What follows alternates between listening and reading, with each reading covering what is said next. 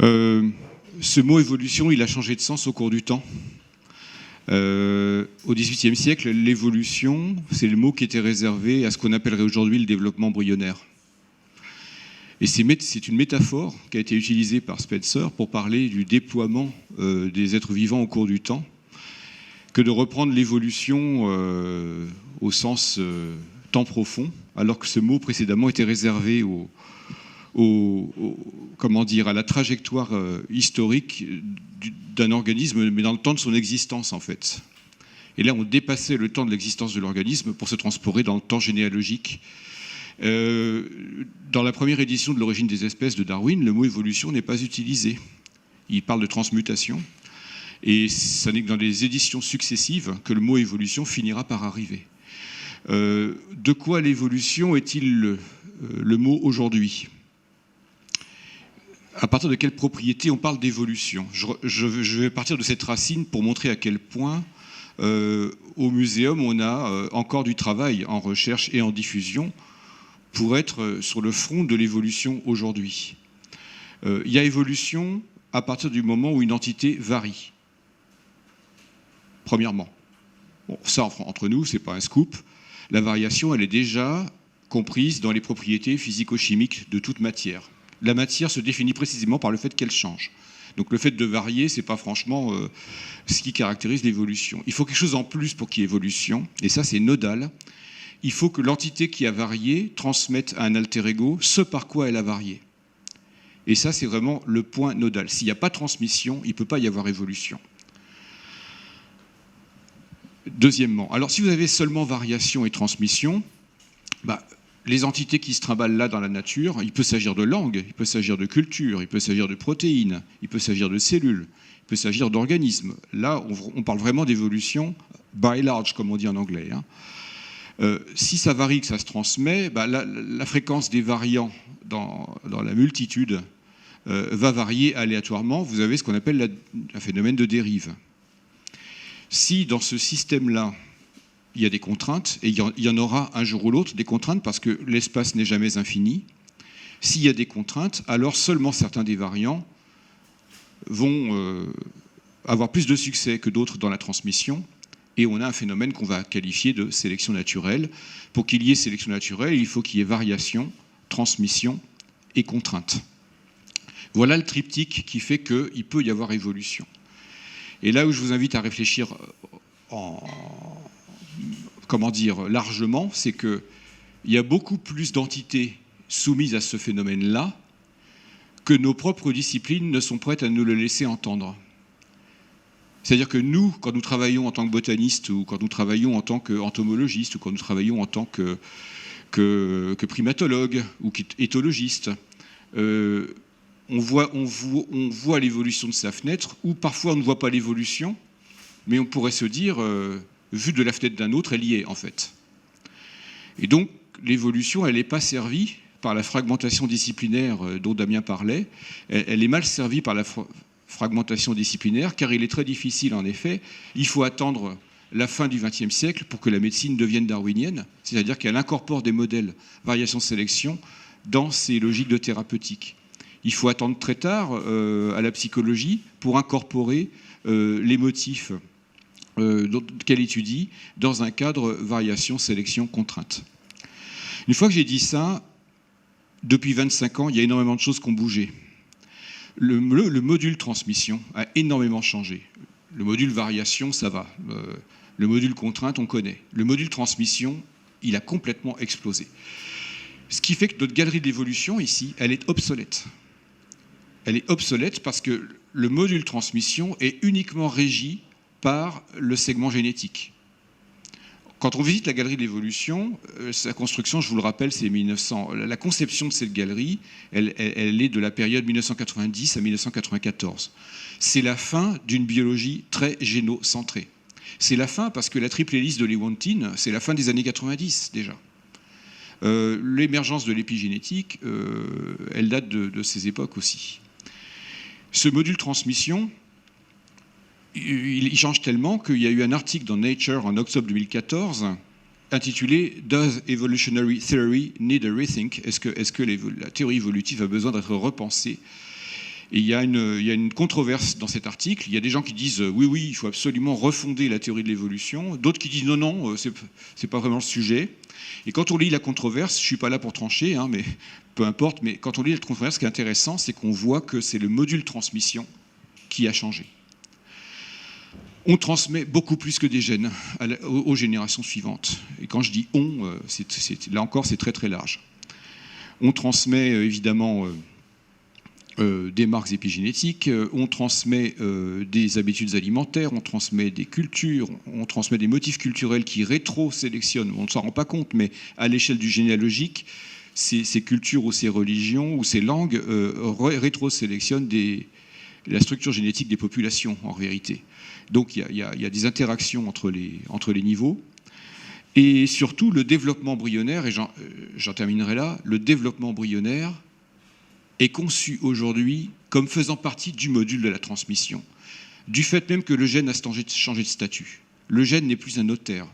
Ce qui s'hérite à la génération suivante n'est pas seulement compréhensible, on n'est pas obligé de comprendre le phénomène à l'échelle de l'impulsion génétique pour comprendre pourquoi ça se transmet. Le développement embryonnaire fait partie de la réalisation du phénotype à la génération suivante. Ça, c'est énorme, c'est une explosion. Enfin, on atteint ce que les Vaudévaux avaient voulu qu'on fasse dans les années 80, c'est-à-dire réconcilier la pensée du développement et réconcilier la pensée phylogénéticienne ou la pensée évolutionniste. Ça y est, l'Évo-Dévo est réalisé par des gens qui ne viennent pas de l'Évo-Dévo en réalité. Mais l'Évo-Dévo est réalisé dans le sens où le développement embryonnaire fait partie de l'évolution. Ça veut dire que la catégorie platonicienne de l'individu a explosé, le programme génétique a explosé, le statut du gène a changé, et donc oui, l'évolution, on ne la pense plus aujourd'hui comme on la pensait il y a 25 ans. Voilà le détour pour vous dire que notre galerie de l'évolution, elle a besoin d'être rénovée, parce qu'on ne pense plus évolution aujourd'hui comme on pensait il y a longtemps. Et ça, c'est un lancer de balle. Et le dernier lancer de balle que j'ai envie de vous donner, c'est d'ouvrir les disciplines à la pensée évolutionniste. Franchement, je vous raconte là, c'est pas un scoop. Achetez le Pour la Science ce mois-ci, là. Ah non, on est en décembre. Le Pour la Science du mois de novembre. Le Pour la Science du mois dernier, ils font la une sur la sélection naturelle au secours des thérapies contre le cancer. Ça veut dire que la sélection naturelle est rentrée dans le corps. C'est pas ce que nous on a appris à l'école, mais aujourd'hui c'est trivial que de dire que vos cellules elles subissent des phénomènes de sélection à l'intérieur même de votre corps. Il n'y a pas une théorie générale du déploiement du lignage généalogique qui aurait besoin de la sélection naturelle et une théorie générale du déploiement de l'individu où il y aurait un programme génétique dont le rôle serait de régir la régularité de l'individu. C'est la sélection naturelle dans votre corps et l'intrication des pulsions génétiques qui font que votre individu est stable. Il n'y a pas besoin de programme en fait. Donc il n'y a plus de programme génétique non plus. Donc tout ça, prenez-le pour la science du mois dernier, vous verrez, il y a une sur le rôle de la sélection dans les thérapies anticancéreuses. Donc c'est une invitation à penser l'évolution en large, ce qui nous fait nous rendre compte nous-mêmes qu'au muséum, nous sommes encore insuffisants dans le suivi de cette révolution qui est en train de se faire. Alors, il y a de l'interdisciplinarité, bien sûr. Par exemple, je pense à des programmes entre le Musée de l'Homme, enfin, entre les équipes de l'UMR du Musée de l'Homme et puis les équipes ici, où la transmission à forme généalogique, la transmission verticale des langues, des musiques et même des instruments de musique se pense dans un cadre on va dire évolutionniste pour ce qui est de la forme de la généalogie. Et là, pour terminer, je vais refaire un tour historique en arrière, puisque tu disais, Laurent, qu'on n'a pas eu d'introduction historique. Ce changement de forme de l'évolution aujourd'hui, c'est pas une révolution, c'est simplement on va dire, une plus grande cohérence globale. C'est comme ça qu'on peut le dire. C'est pas un renversement, c'est une consolidation dont il s'agit. Dans ce grand chamboulement là, on a peut-être donné un peu trop à certains précurseurs. Je pense que ça serait faire honneur à Lamarck de ne pas lui donner excessivement le titre de précurseur au motif que la théorie de l'évolution dont on parle aujourd'hui, c'est celle de Darwin. J'entends par là que si on raisonne de la même façon en lisant Lamarck, on pourrait citer Cabanis, qui était un de ses contemporains et qui a aussi eu un mécanisme transformiste qui ressemblait fort d'ailleurs à la sélection naturelle. Et si on remonte, allez lire Maupertuis. Maupertuis, c'est saisissant. Maupertuis, entre les lignes, c'est la fortuité des combinaisons des organismes qui fait que seules certaines parties d'entre eux arrivent à se reproduire. Et la régularité de l'organisme vient d'un cimetière invisible. Finalement, on a cette idée de la fortuité qui est à l'origine de la diversité de ce qui existe, mais surtout des contraintes de l'environnement qui vont trier une partie de cette diversité. Maupertuis le fait déjà, ça. Ce qui est intéressant chez Lamarck, c'est qu'il s'intéresse à l'origine de la variation. Et comme il s'intéresse à l'origine de la variation, il voit ça avec l'œil du physicien, mais qui est en train de faire la biologie, parce que c'est lui qui invente le mot biologie.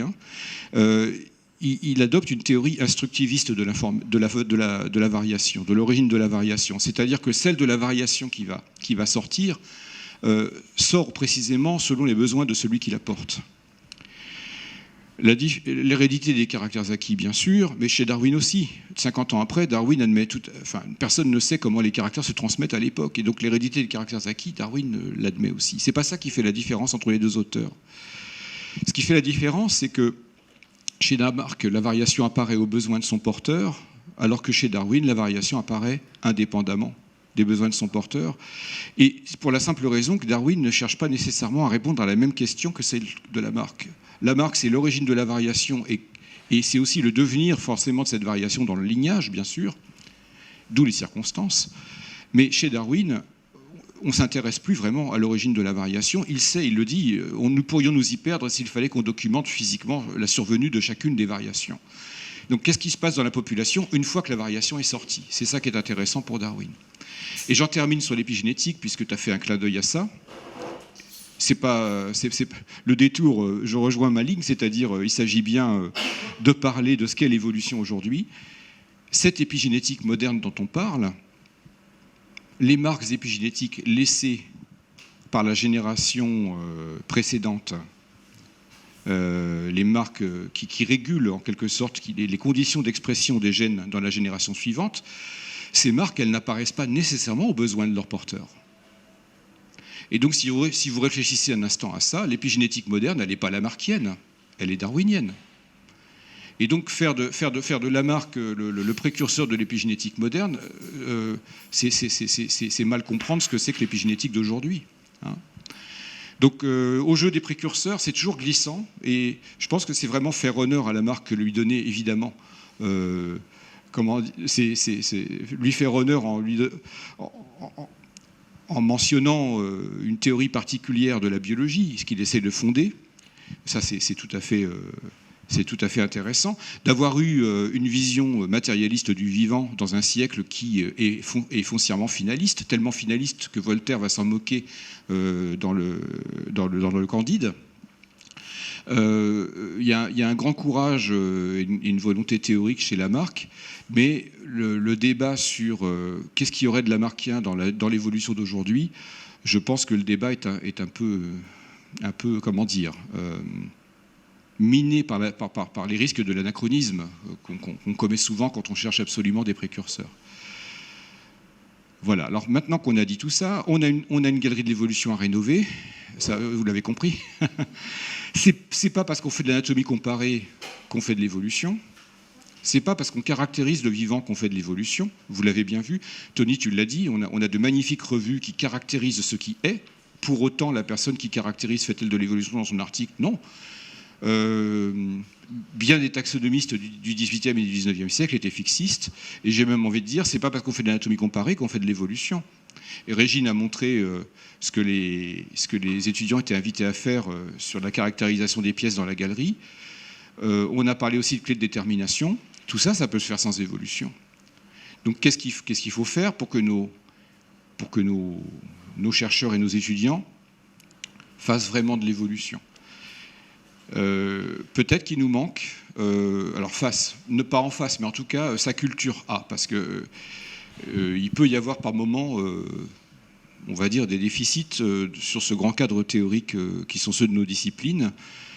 On n'a malheureusement eu pas la possibilité de voir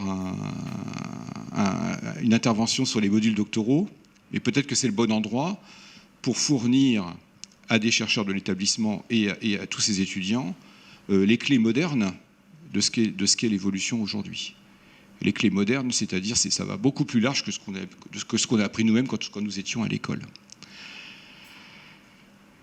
Voilà pour le lancer de balle. Alors, si vous voulez prendre la parole, oui. Moi, j'ai plusieurs remarques. Juste en passant sur la marque, moi, je participe. On a organisé un GDR CNRS sur la plasticité phénotypique depuis quelques années. Et la place dans la théorie évolutive de la plasticité, ça a des effets environnementaux dans l'évolution a vraiment pris de l'ampleur dans ces dernières années. Et un phénomène qui est intéressant, on ne sait pas encore dans quelle mesure c'est vraiment important évolutivement, mais c'est l'assimilation génétique, c'est-à-dire la fixation génétique de caractères qui sont initialement induits par l'environnement. Alors c'est pas de l'hérédité de caractères acquis, mais c'est un phénomène qui met en avant vraiment les interactions entre génotypes et environnement, entre le génome et l'environnement. Et ce qui est intéressant dans cette histoire, c'est que ça permet quand même, c'est un phénomène qui relativise quand même le réductionnisme génétique un peu forcené de la synthèse néo-darwinienne, et c'est des avancées qui sont intéressantes. Il ne faut pas en faire trop non plus, parce que c'est aussi tendre le bâton aux gens qui remettent en cause l'importance de la génétique ou de la sélection naturelle et de la vision un peu traditionnelle de l'évolution, qui est toujours le paradigme central de la théorie évolutive actuelle. Mais voilà, c'est une petite aparté comme ça. Sur la place de l'enseignement de l'évolution au muséum, j'avais plusieurs remarques à faire.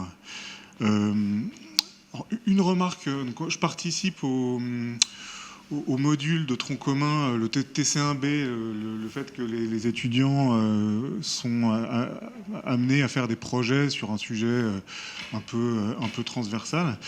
Et moi, je m'occupe d'un groupe qui a pour thématique les théories de l'évolution. En fait, il y a deux groupes sur je ne sais plus, la trentaine de groupes qui se chargent de ça. Et j'ai été complètement sidéré par le fait que ces deux groupes ont choisi la théorie de l'évolution par dépit. C'est-à-dire que tous les autres sujets avaient été pris, et la théorie de l'évolution a été choisie par les étudiants du muséum par dépit. Alors, moi, alors, je me demande dans quelle mesure c'est révélateur de l'importance qu'on accorde à l'enseignement de la théorie de l'évolution au muséum. J'espère que c'est pas si révélateur que ça, mais personnellement, ça m'a inquiété. En liaison avec une expérience personnelle de travail avec les étudiants du master CEP, en particulier pour leur stage de recherche dans notre équipe, expérience qui est relativement aussi inquiétante, dans le sens où il y a des lacunes énormes. Alors, principalement à l'échelle microévolutive.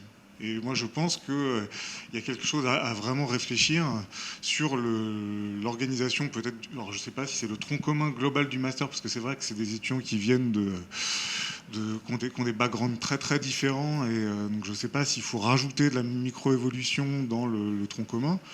Mais en tout cas, spécifiquement sur les étudiants qui sortent de CEP, ils connaissent vraiment pas grand-chose à la microévolution. Alors je parle de génétique des populations, mais pas forcément le détail des calculs, des aspects mathématiques de la génétique des populations, mais sur les concepts. Par exemple, comment on étudie la sélection naturelle. Ils n'ont aucune idée de ça, et y compris à l'échelle macroévolutive. Alors j'ignore si justement la méthode comparative phylogénétique est enseignée au Master CEP, mais justement estimer le signal phylogénétique, tester des hypothèses adaptatives à l'échelle macroévolutive en contrastant les patrons de divergence par rapport à des modèles neutres, browniens ou autres. Mais moi, j'ai été scié de voir que les étudiants n'y connaissaient rien, ils n'y comprenaient rien. Et donc du coup, y compris maintenant, on est un peu hésitant à prendre en stage de M2. Enfin, dans notre équipe, on fait quand même pas mal de microévolution, des étudiants qui sont issus de CEP. Donc je pense qu'il y a une réflexion à avoir sur voilà, essayer de combler cette lacune, quoi. Bon, voilà, j'aurais d'autres choses à dire, mais... Tu veux répondre, Régine ? Je suis entièrement d'accord sur ça. On a des lacunes dans nos enseignements, ouais, sur certains niveaux. Et je voulais apporter un complément, c'est qu'il y aurait même besoin, soit au niveau doctoral, soit au niveau master, de reprendre les fondamentaux. Comment dire ? C'est pas parce que les fondamentaux sont fondamentaux qu'on les apprend au jeune âge et qu'on les oublie ensuite. C'est-à-dire que les fondamentaux, ils se retravaillent. L'épistémologie de nos propres disciplines continue à avancer. C'est-à-dire que même les fondamentaux se refondent sur eux-mêmes. Et donc, le statut du module transmission, par exemple, pour le dire comme ça fait partie des fondamentaux qui ont été beaucoup bousculés ces 25 dernières années. Et ce qu'ont reçu nos étudiants dans leurs cours dans les premières années les premières années universitaires, par l'inertie du système, ça reste en arrière de ce qui se passe aujourd'hui. Il y aurait besoin de réviser les fondamentaux, même à un niveau master ou à un niveau doctoral. Mais oui, ça nous a été... Régine, je te laisse en parler, mais je crois que ça nous a déjà été signalé, ça, qu'il y avait des lacunes dans nos... Oui, dans les lacunes, je suis tout à fait d'accord. D'ailleurs, j'avais mis une dernière diapositive où je faisais apparaître un certain nombre de lacunes, dont certaines qui vont vers les aspects de connaissances génétiques, de processus évolutifs. Oui, donc je pense que créer un groupe qui permette d'avoir une réflexion et une proposition pour faire avancer l'enseignement, je pense que ça serait vraiment important. Ouais.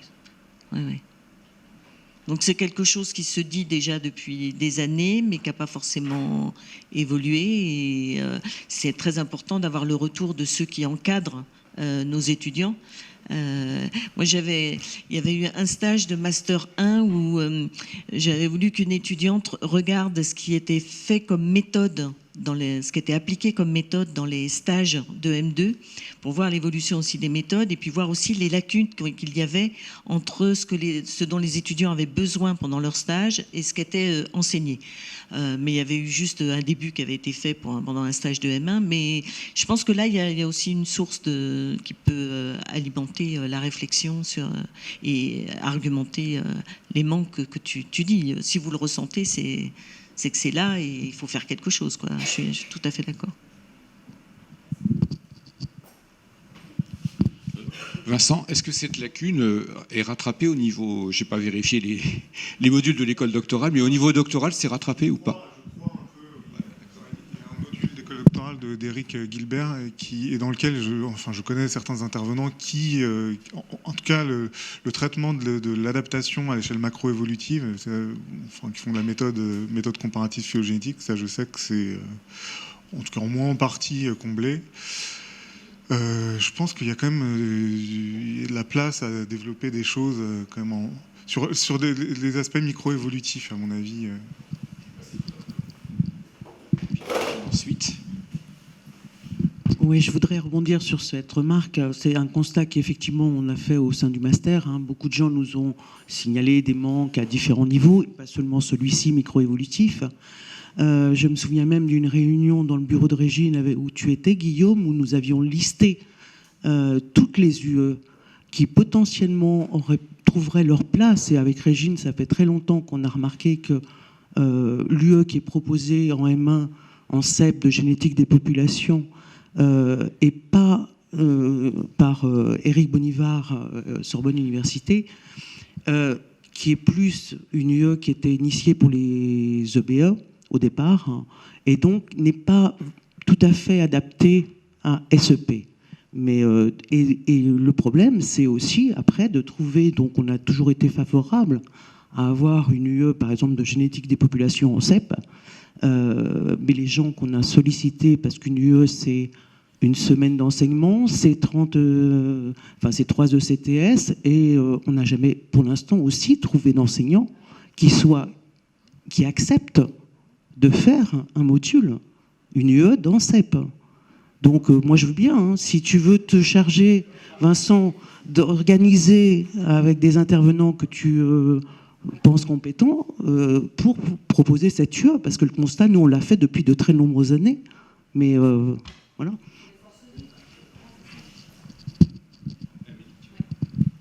Oui, juste pour sortir du cadre strictement de l'enseignement et de ce master, je trouve que c'est une question vraiment qui se pose dans toutes nos missions. Je veux dire, je ne sais pas si les enseignants, les formations que vous leur proposez, vous allez jusqu'à l'explication des mécanismes réellement de l'évolution, de comment on les met en évidence et de toutes ces nouvelles possibilités qui sont... Je ne sais pas si dans la VR que vous proposez, vous parlez de ces mécanismes ou si on reste toujours sur la diversité du vivant et le résultat, quoi. C'est uniquement l'exploration de l'art du vivant et encore, à mes yeux, c'est bien, à mes yeux, on ne va pas jusqu'au bout de ce qu'on aurait pu faire. Oui, donc le constat, c'est que cette lacune, elle est absolument partout et que peut-être si quelqu'un commence à construire quelque chose, il faudrait penser à ce que ça irrigue jusqu'au bout, jusqu'à la diffusion, jusqu'au cours en ligne, jusqu'aux formations des enseignants. Enfin, je pense que si on met le point là-dessus, il faut s'organiser pour que ça soit constructif à tous les niveaux, quoi. Oui, tout à fait. Donc, et là, moi, je voudrais signaler quelque chose, c'est que l'ensemble des interventions qu'on a eues ce matin, je vous félicite, enfin, j'ai trouvé ça passionnant. Par contre, du coup, ce que je me dis, c'est qu'il existe, aussi bien dans l'enseignement vis-à-vis des enseignants du secondaire, dans les enseignements, dans les MOOC, etc., quels moyens on aurait de combiner tout ça? Parce que je pense, comme Amélie disait, qu'il y a des éléments qui sont déjà disponibles. Alors, comment faire? Parce que je n'ai pas été voir aussi bien dans les formations ou autres ce qui se passe sur la microévolution, ce que tu disais, Vincent, mais si le travail est déjà... Enfin, s'il y a déjà un travail conséquent qui a été mené par certaines directions, structures ou autres, quels seraient les moyens qu'on aurait? Parce que moi, je trouve qu'il y a des choses extrêmement intéressantes dans tout ce qu'on a vu. Quels seraient les moyens pour... On va utiliser un terme que j'aime pas trop, mais mutualiser, enfin mettre à profit tout ce qu'on a vu là pour qu'on puisse l'intégrer. Alors je ne vais pas envoyer tous les masters, mais pourquoi pas d'ailleurs, tous les masters faire 15 minutes d'exploration virtuelle. Moi-même, je ne l'ai pas fait encore parce que je n'ai jamais trouvé le temps de m'y inscrire, mais je veux y aller. Est-ce que potentiellement on peut envoyer nos 40 étudiants de M1 voilà, donc c'est une question que je pose. Et si c'est possible, il faut trouver des créneaux, ce qui n'est pas simple non plus dans les plannings, mais pourquoi pas? Je pense qu'il y a des tas de choses qui sont déjà disponibles et qui pourraient répondre à des manques, à des demandes, etc.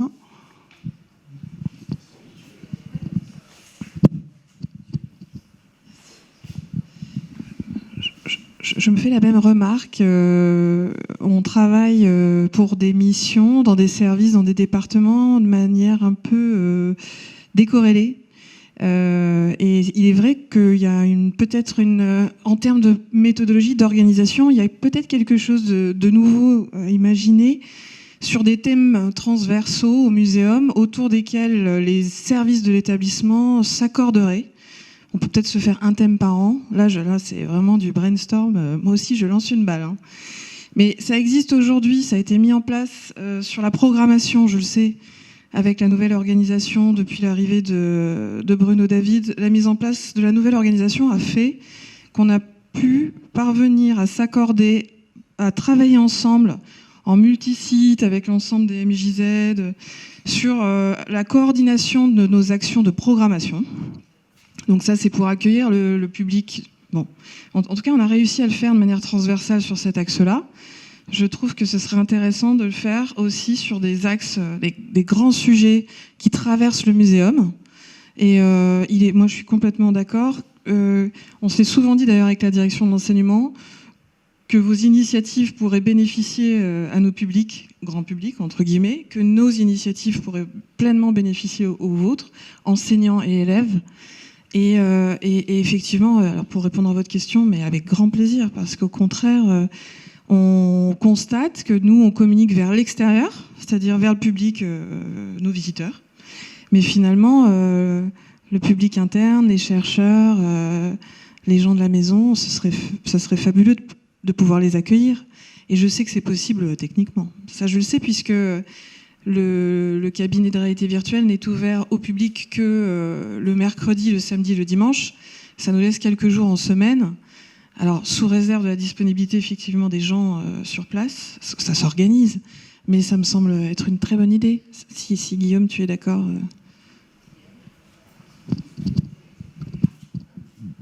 Oui, Régine, tu avais levé la main tout à l'heure, non? Ou alors c'est trop tard? Sur la visite, ça, je trouve ça vraiment super. Ça, c'est très très bien. Sur toutes les ressources dont a parlé Émilie aussi, je pense qu'il y aurait vraiment des choses qui pourraient être très intéressantes donc à voir comment en profiter. Et puis, par contre, j'avais juste une toute petite remarque, parce que c'est vrai qu'il faut vraiment faire évoluer les contenus. Ça, je suis tout à fait d'accord sur la critique. Mais les stages, il faut aussi bien comprendre que les stages font partie de la formation. C'est-à-dire que c'est de la formation par la recherche, donc les stages font partie intégrante de la formation des étudiants. C'est peut-être quelque chose qu'il faut redire et mettre en avant aussi. Laurent, tu veux le... Merci. Je voudrais faire deux remarques. La première, c'est concernant ce que Tony a dit. Est-ce qu'il est possible de créer, est-ce qu'il est utile de créer un nouveau journal, une nouvelle revue au muséum sur l'évolution? Ça, c'est ma première question. Et la deuxième question, c'est pour revenir sur la question du débat.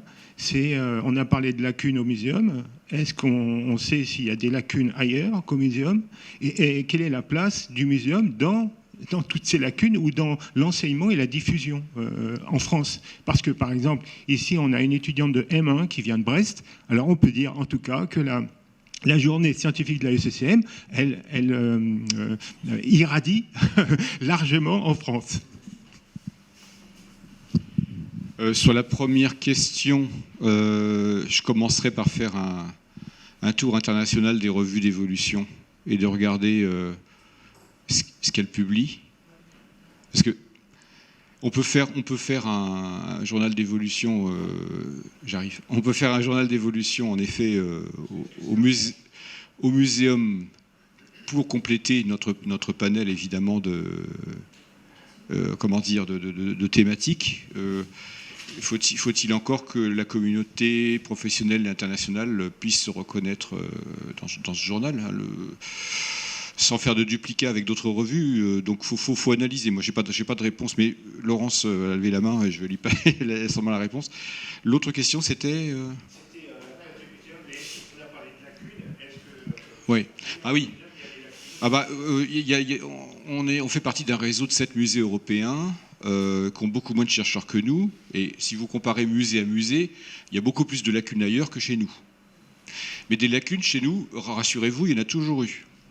Entre 1793 et 1830, on était le phare mondial de l'histoire naturelle. C'est pas une blague, hein, on peut le dire comme ça. Hein. On était le phare mondial de l'histoire naturelle.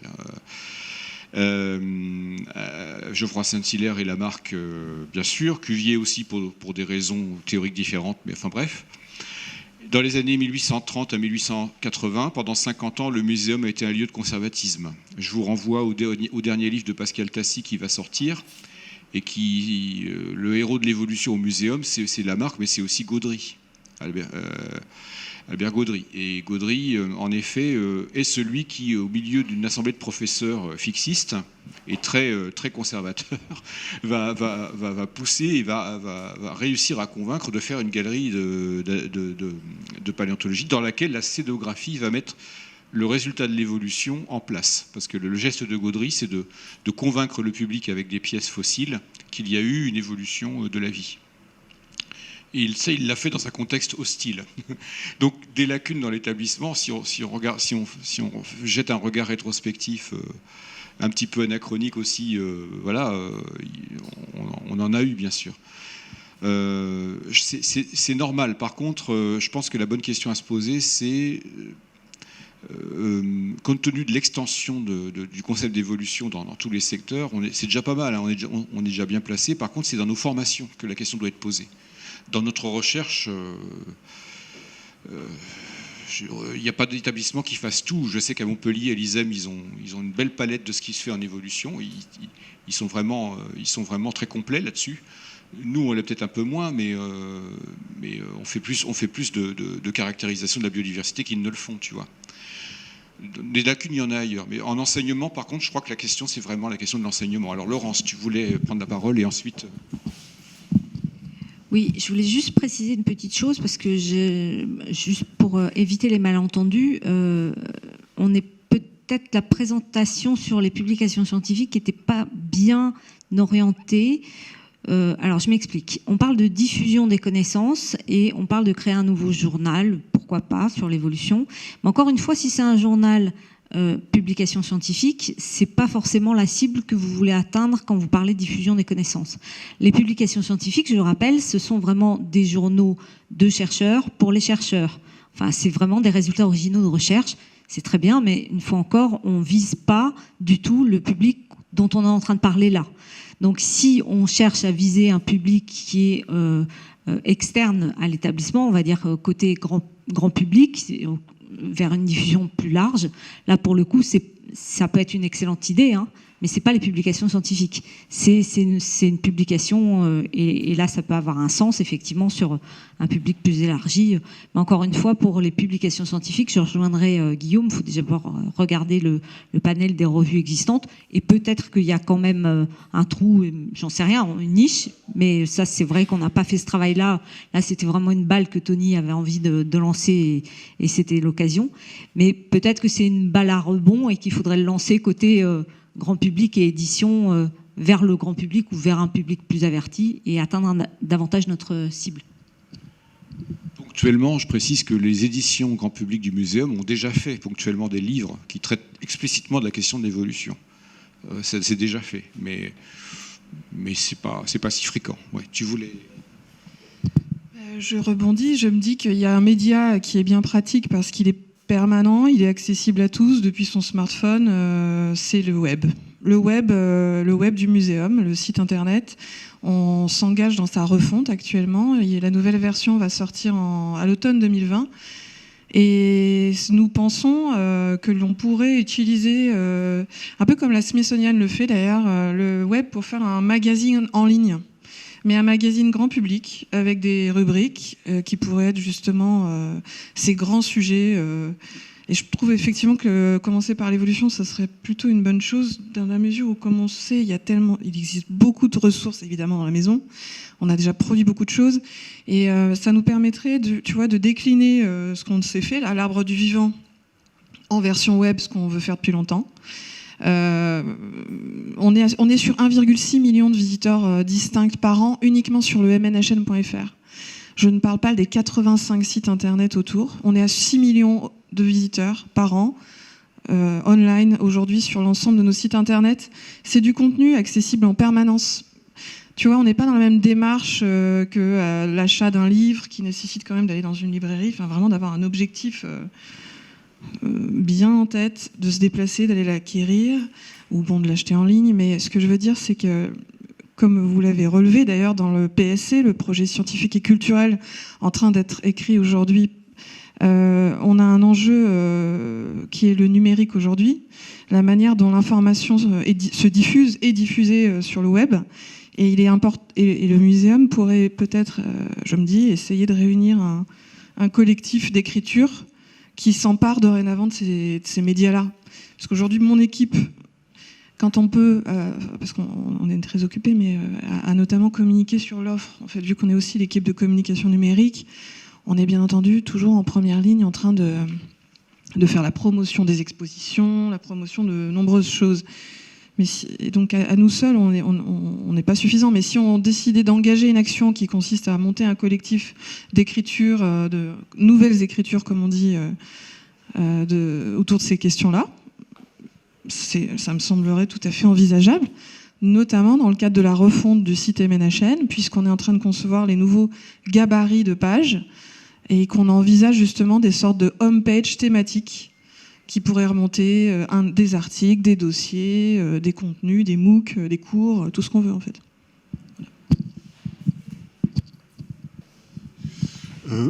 J'aurais plusieurs remarques. Une sur la question des lacunes. C'est une discussion en fait qui a été menée, qui a été organisée par Guillaume Achaz sur les journées évolution à Paris. Et, il y a eu une réunion avec donc les présents qui sont impliqués dans des enseignements sur l'évolution dans la région parisienne, avec une réflexion de savoir justement d'identifier les lacunes et si on pouvait élaborer une réponse. Ça n'a pas abouti pour l'instant, en tout cas il n'y a pas eu de proposition vraiment concrète. Je sais qu'ils ont fait ce tour d'horizon, essayer de recenser vraiment partout dans les différentes facs, dans les aux différents niveaux de cursus pour voir ce qui était d'enseignement. Oui, pardon, je parle vraiment de l'enseignement. Donc par rapport à cette question, qu'est-ce qu'on fait concrètement? Et moi je suis très motivé pour essayer de lancer quelque chose, mais donc il faut que je vois avec eux, avec Guillaume Achaz, où ils en sont, quelles initiatives ont été prises pour savoir que proposer aussi, quoi. Ah oui, c'est vrai, tu y étais aussi à cette discussion. Donc voilà, moi je sais pas si on se lance sur le muséum pour proposer un nouveau module. À quel niveau? Est-ce qu'on le fait au niveau du master? C'est vrai qu'il y a déjà des choses qui sont faites à l'école doctorale. Il y a un module de Sarah Samadi qui est pas mal, mais bon, ça arrive trop tard. Il faut qu'on fasse quelque chose avant. Donc moi, je veux bien essayer de faire un tour d'horizon de différents modules du master dans lequel il y a des choses qui se font sur ces questions de microévolution, d'adaptation, sélection naturelle, pour voir justement qui solliciter, utiliser les choses qui sont déjà, pas réinventer la roue, mais essayer d'utiliser ce qu'on a déjà. Et puis solliciter des intervenants. Moi, ça m'intéresse de faire ça, donc faut que je vois avec la direction d'enseignement. Sur la question du journal, je trouve que c'est une idée qui est hyper intéressante, parce qu'il y a quand même une espèce de fronde, pas une fronde, c'est un peu fort, mais une révolte contre le monde de l'édition scientifique, où il y en a ras-le-bol de payer des sommes faramineuses, de travailler gratuitement pour l'édition. Et donc il y a un certain nombre d'initiatives qui ont été prises, et il y a Peer Review In qui a été amorcé à Montpellier. Et il y a justement un journal, Peer Review in Evolution. Et je ne sais pas comment est-ce que ça pourrait s'articuler, mais c'est vrai que s'appuyer sur des maisons comme le muséum, qui peuvent permettre de faire de l'accès, de l'open access Diamond, ça serait super, quoi.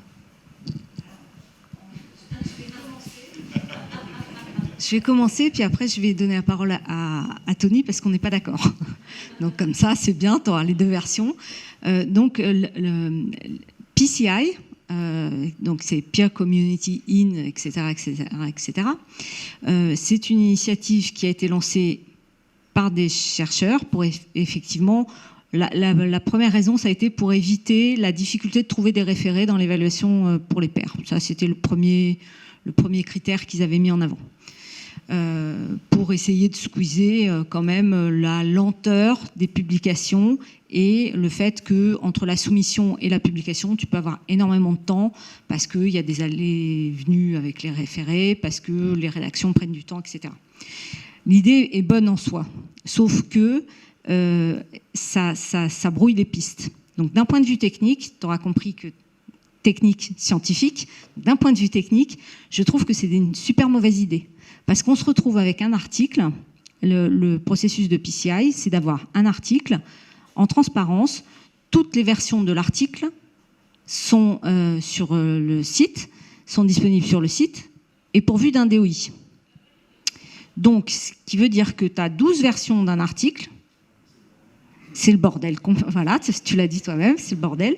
Tu ne sais plus quelle est la version finale. Et ça squeeze, pour moi, ça squeeze l'essence même de l'évaluation par les pairs, qui est un aller-retour, une argumentation entre des chercheurs, entre l'auteur-chercheur et le référé chercheur, qui vont argumenter pour arriver à une version finale.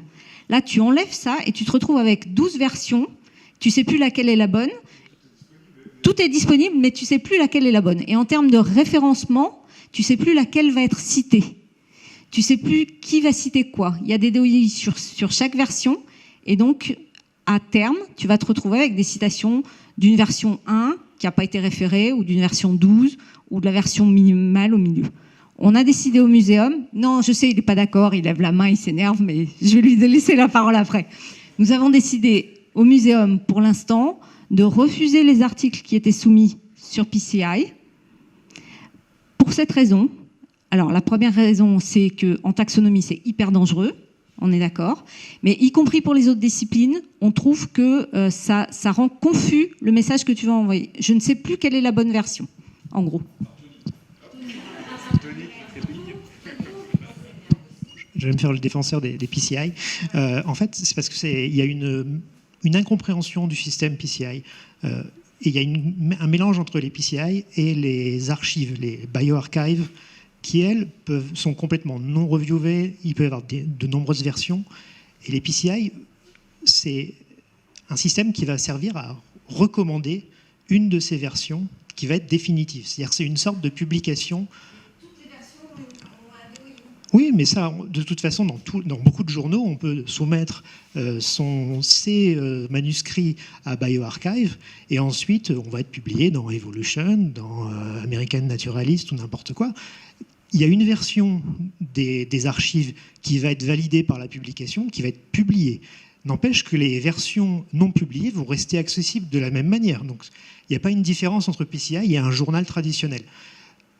Si, non, mais la seule différence, c'est que la PCI se substitue en partie à la publication. Il y a des journaux qui vont être recommandés, et il y a des articles qui vont être recommandés, et donc c'est une sorte de validation qui va remplacer la publication.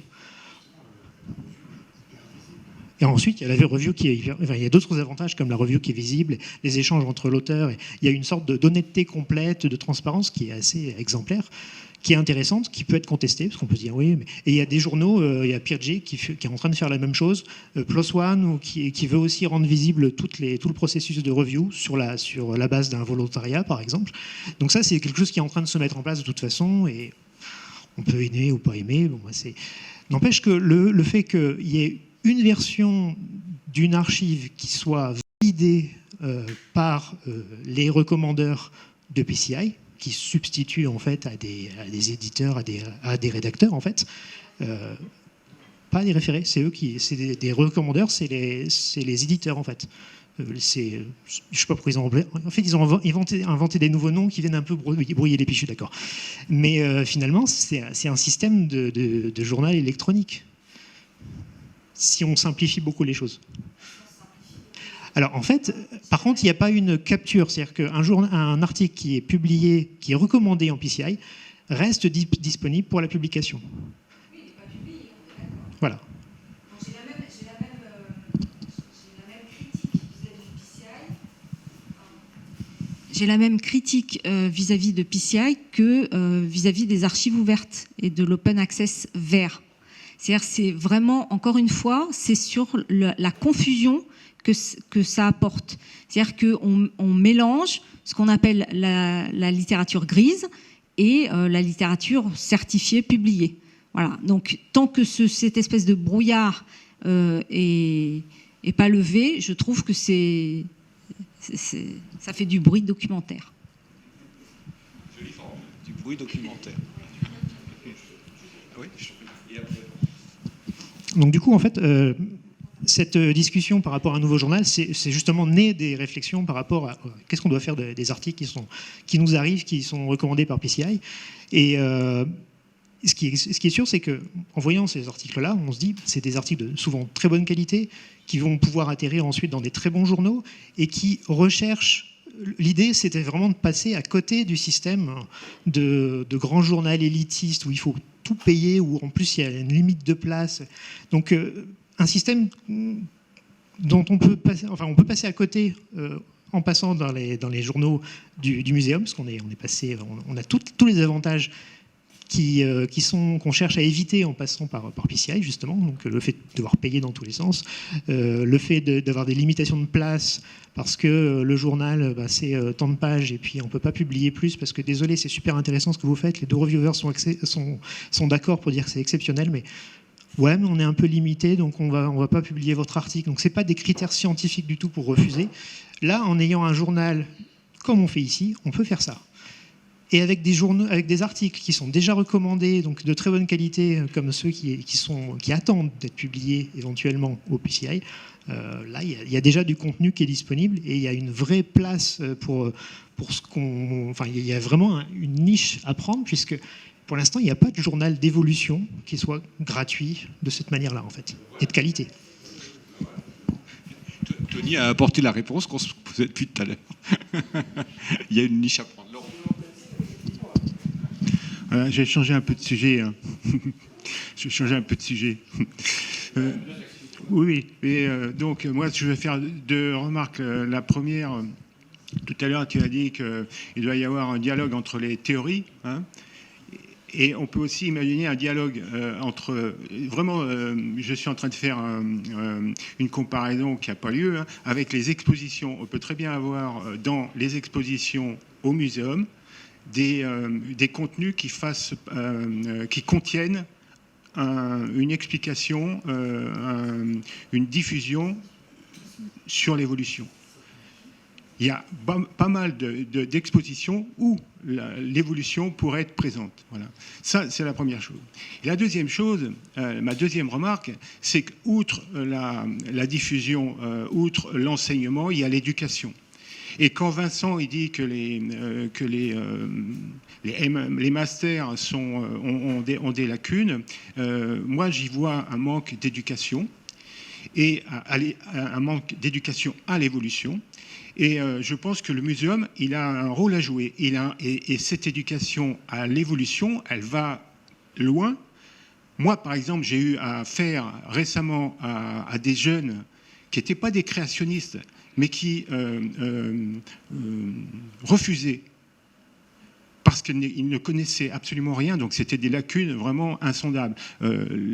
Quoi que ce soit sur l'évolution, eh bien moi, en face, j'étais totalement démuni. Je suis capable de parler d'évolution avec des gens qui savent de quoi on parle, mais c'est un dialogue de sourds. Donc je pense qu'il y a, pour lutter contre les créationnismes, les intelligent design, etc., on a besoin d'éducation à l'évolution. Et je crois que le muséum, il a son rôle à jouer. Oui, alors, il le fait pour aider les enseignants.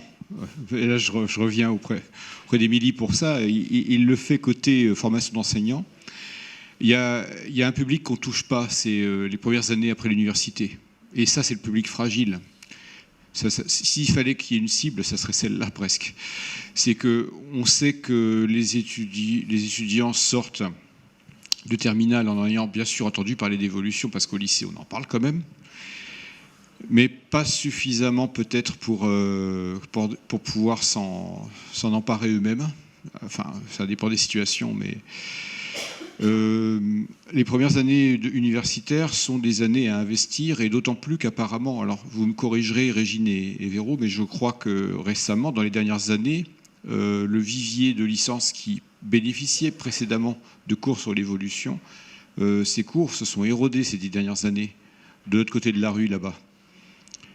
Ce qui amplifie le côté lacune dont parle Laurent, c'est que des cours, on va dire, s'agissant de la biologie, hein, des cours intégratifs et des cours qui prennent l'évolution en compte, ils ont diminué au profit, d'après ce que j'ai compris, des sciences biomédicales, de la neuro et de la biochimie. Hein.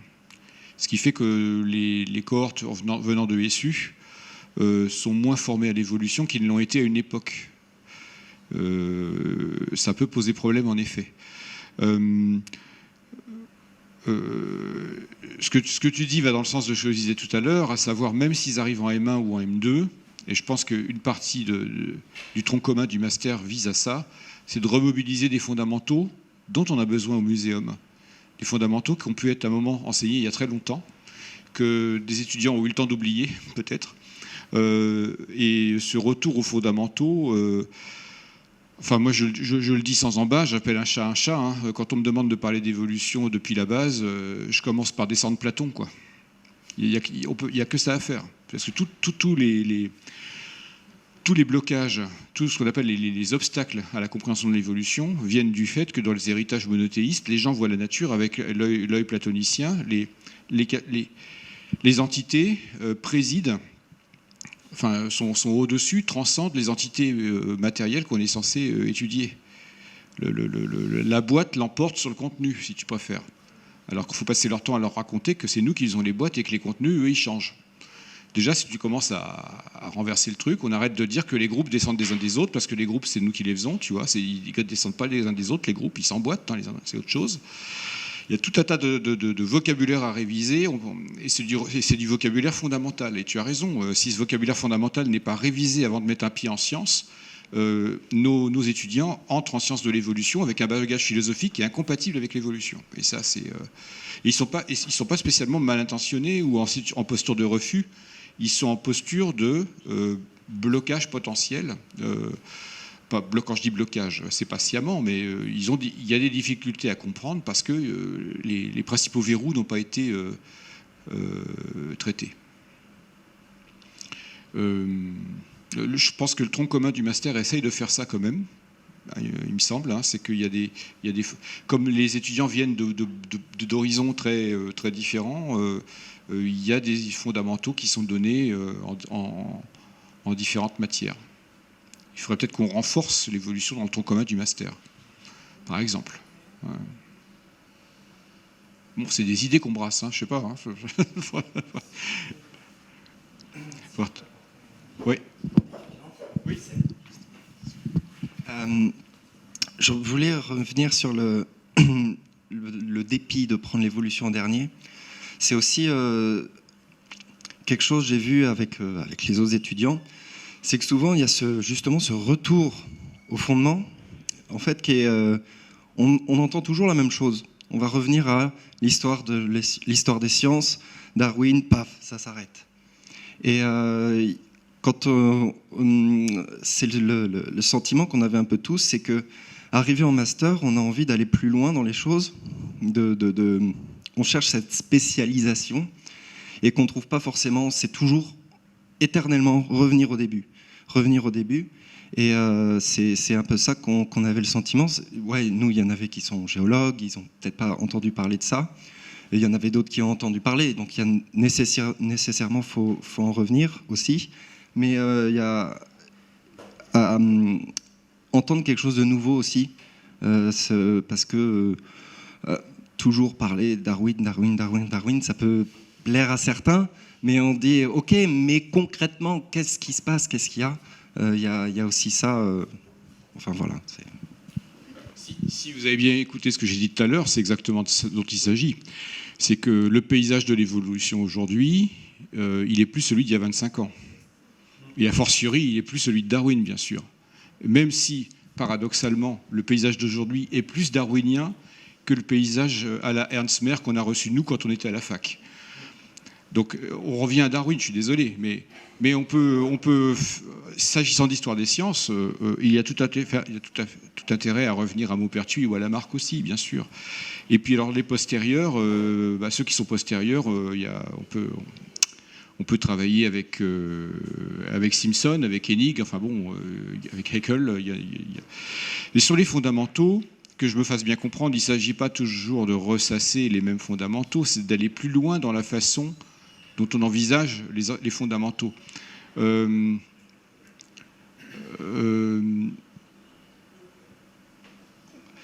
Comment exprimer ça ? On peut difficilement faire de l'évolution en ayant gardé le bagage intellectuel de Linné ou le bagage intellectuel de Platon. Seulement voilà. Alors, là, je cite des vieux, bien sûr, mais ils ont été fondateurs et on sait que c'est leur bagage qui reste dans les têtes aujourd'hui. Et donc, c'est pas de notre faute si c'est vraiment eux dont on peut cibler le problème et dire, voilà, on va aller plus profondément sur la façon dont Ernst Mayr a trahi Darwin au XXe siècle. Ça impacte beaucoup l'enseignement de l'évolution jusque dans une génération récente. Il faut appeler un chat. Seulement, pour traiter cette question, il faut aller plus en profondeur que ce qu'on a fait en terminale ou que ce qu'on a fait en M1. Donc, retourner aux fondamentaux, ce que l'on sophistique, c'est la façon dont on retourne aux fondamentales, en fait.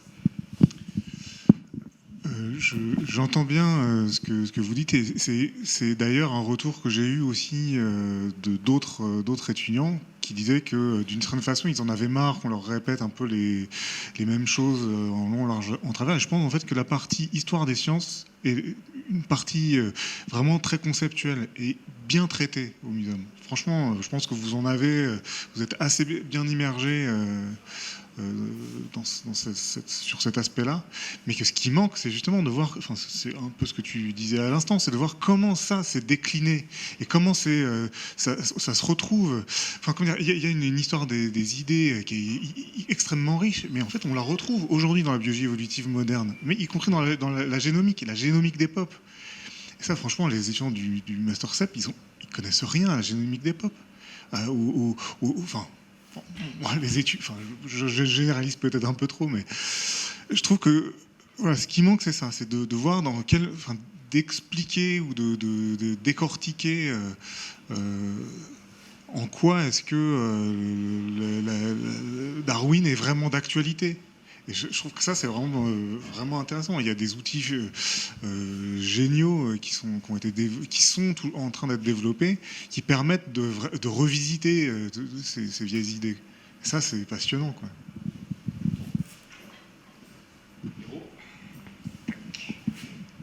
Oui, je voudrais revenir sur 2 points. Un que tu as souligné, Guillaume, qui est l'enseignement avant master.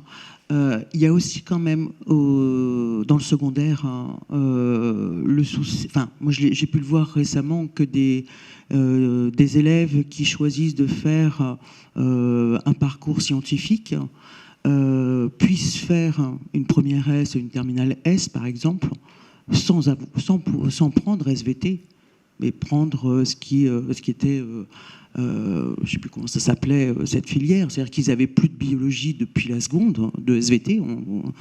Voilà. La nouvelle réforme du bac n'est pas non plus... Alors, demander à des élèves d'avoir des souvenirs de ce qu'ils ont fait, de l'heure de SVT qu'ils avaient par semaine ou heure et demie en seconde, c'est peut-être beaucoup.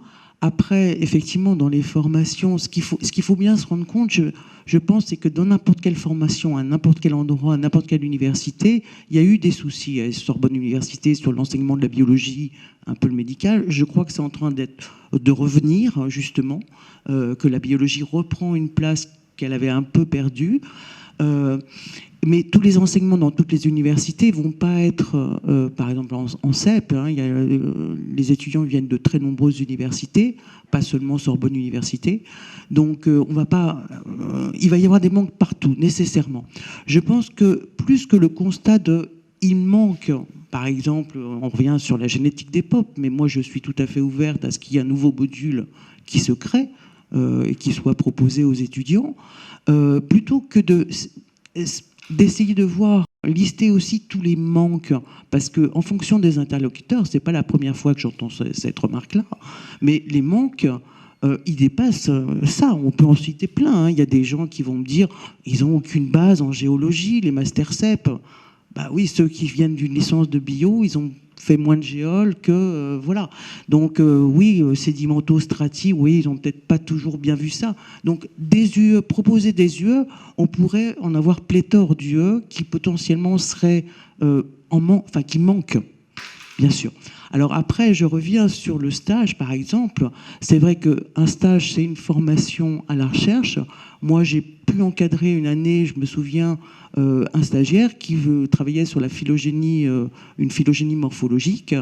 Et puis, je ne sais plus pour quelle raison, il n'avait même pas suivi mon UE de morphologie cladistique. Donc, il a fallu que je le forme pendant le stage, mais ça faisait partie du stage.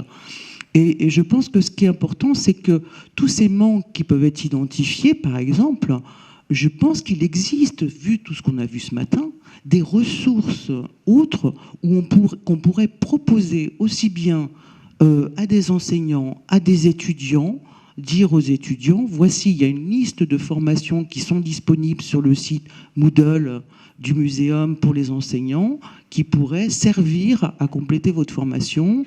Alors, il faut voir sous quelle forme peut-être aussi on peut leur proposer, mais s'il peut y avoir des crédits associés ou que sais-je, enfin j'en sais rien, mais au moins d'avoir toute cette offre qu'on a pu voir depuis ce matin, parce que je suis persuadée, et qu'on fasse un nouveau... une formation sur l'épigénétique, par exemple, justement, qui actuellement, on n'a pas une UE qui s'appelle l'épigénétique dans le master, mais voilà. Et s'il y a moyen de proposer cette formation en complément, je trouve que c'est ça peut-être qui est plus important que de dire il va manquer ça. Chacun, le nombre de personnes qui m'a dit il manque ce type de formation, il manque ça, il manque ça, il manque ça, il manquera toujours quelque chose. Mais je pense qu'on a suffisamment de ressources déjà exploitables et disponibles pour qu'elles soient mises. Alors, on parlait tout à l'heure, ce matin, j'ai vu que le directeur du département Origine et Évolution était présent là. C'est aussi un souhait qui a été manifesté par les différents directeurs de département, qu'il y ait des actions transversales entre les métiers, entre les activités, etc. Et que au sein du département Origine et Évolution, peut-être, s'emparer du deuxième mot évolution et voir qu'est-ce qui peut être fait.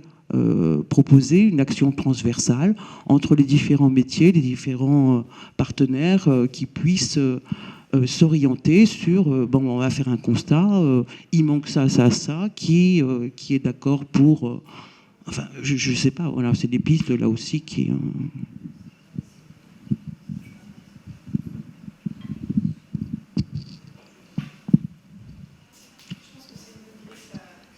Le département, le niveau département pour lancer les dialogues intermétiers de manière à promouvoir l'évolution dans les différents aspects. C'est exactement ce que je voulais dire. Je pense qu'effectivement, c'est une très bonne idée que cet élan, cette initiative parte des départements. Ça, je pense que ce serait une très bonne idée.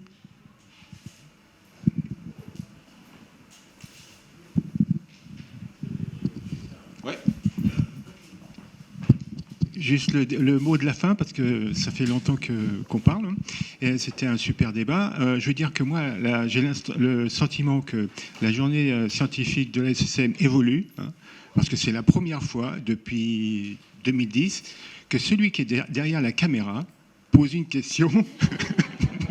Et ça, c'est fantastique.